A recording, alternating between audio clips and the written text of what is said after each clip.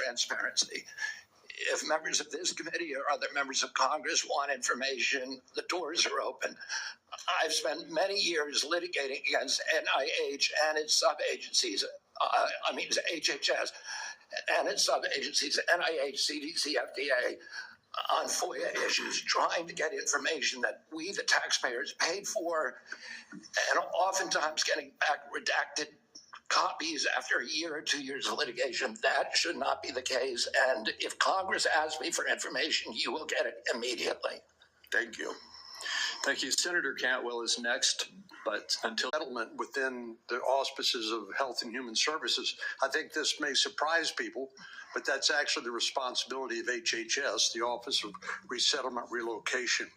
Under the previous administration, as Senator Grassley alluded, there were roughly 500,000 children, unaccompanied minors, that were placed with sponsors in the interior of the United States. The previous administration took the position that it was not the federal government's responsibility once these children were placed with these sponsors.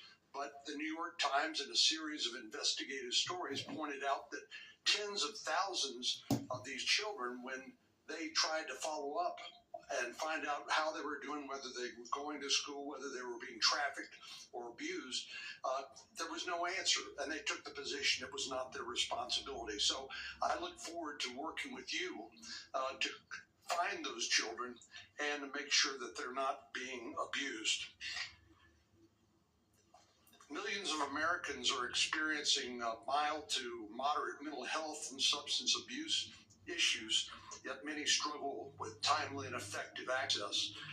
Primary care physicians are most likely to be seeing these individuals as opposed to a specialist, and it makes it important that these individuals, primary care physicians, be trained in patient-centered care, which would strengthen the integration of behavioral health care with primary care services. Is this something that you are concerned about, something you'd be willing to work with us on in order to implement?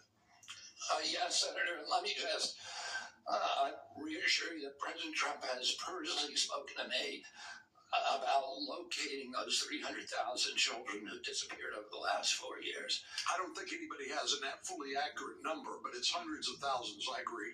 And many of them we know have been sex trafficked and childhood slavery, and it is a blight on America's moral authority, and we need to find those kids.